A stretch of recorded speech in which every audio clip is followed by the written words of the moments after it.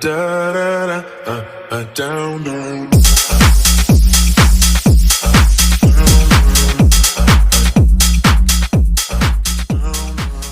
Ya, assalamualaikum warahmatullahi wabarakatuh.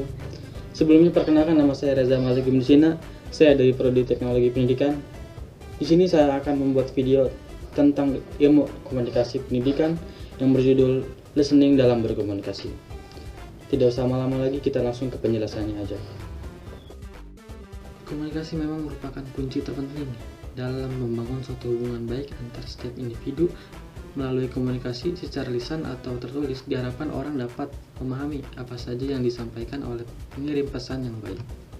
Penyampaian suatu pesan secara lisan maupun tertulis memiliki suatu harapan bahwa seseorang akan dapat membaca atau mendengar apa yang dikatakan dengan baik dan benar. Mendengar merupakan aspek penting dalam berkomunikasi. Mendengar melibatkan indera pendengaran, yaitu telinga.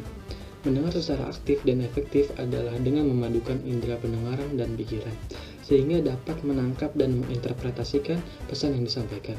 Nah, di sini ada beberapa jenis mendengar secara aktif dan efektif. Yang pertama itu mendengar evaluatif. Mendengar evaluatif ini adalah kegiatan mendengar sambil melakukan evaluasi terhadap kata-kata yang diucapkan pembicara. Kemudian, hasil evaluasi tersebut disampaikan kembali kepada pembicara dalam berbagai bentuk seperti pertanyaan, penolakan, pertujuan, dan lain-lain. Yang kedua itu mendengar proyektif.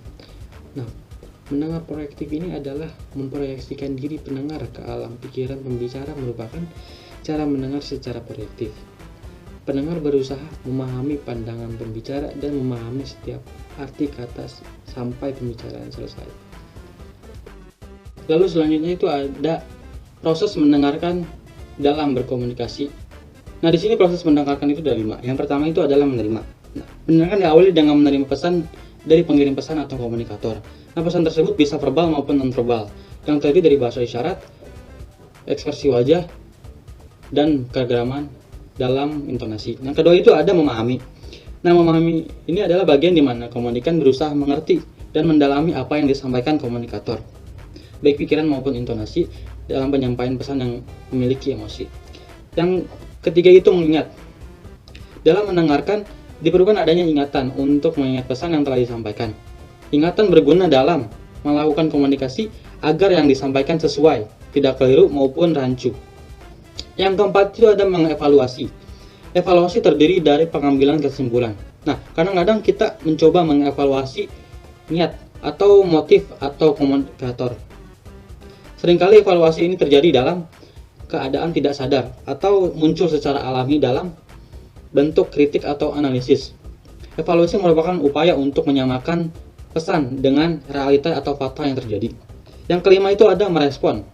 Merespon terdiri dari 2 macam. Yang pertama adalah respon yang diberikan ketika komunikator sedang menyampaikan pesan, dan yang kedua adalah respon yang diberikan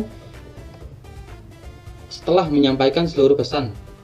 Respon merupakan feedback di mana komunikan mengirim kembali pesan tentang pesan yang disampaikan. Hambatan dalam mendengarkan. Hambatan yang pertama adalah mudah teralihkan oleh berbagai faktor.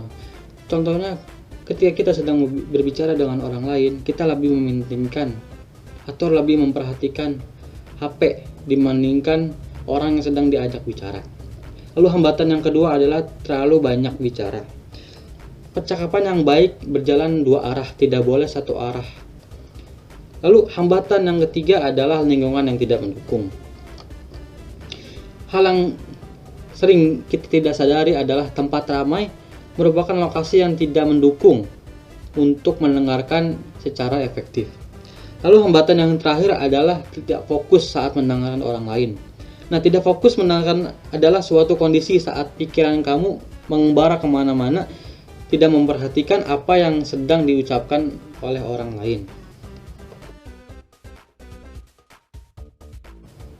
Lalu apa sih kunci untuk mendengarkan yang efektif? Nah, di sini ada beberapa tips untuk menjadi pendengar yang aktif dan efektif. Yang pertama itu adalah pertahankan kontak mata dengan pembicara jika memungkinkan. Yang kedua itu ada perhatikan dan dengarkan ide-ide yang dibicarakan oleh pembicara. Yang ketiga, temukan bidang minat. Yang keempat itu menilai konten bukan pengiriman. Yang kelima, jangan menyela dan bersabarlah. Yang keenam, paham poin dan tandingan Anda. Segitu aja video dari saya, kurang lebihnya mohon maaf. Semoga apa yang saya jelaskan tadi menjadi ilmu yang berkah dan barokah. Amin. Wabillahi taufiq wal hidayah. Wassalamualaikum warahmatullahi wabarakatuh.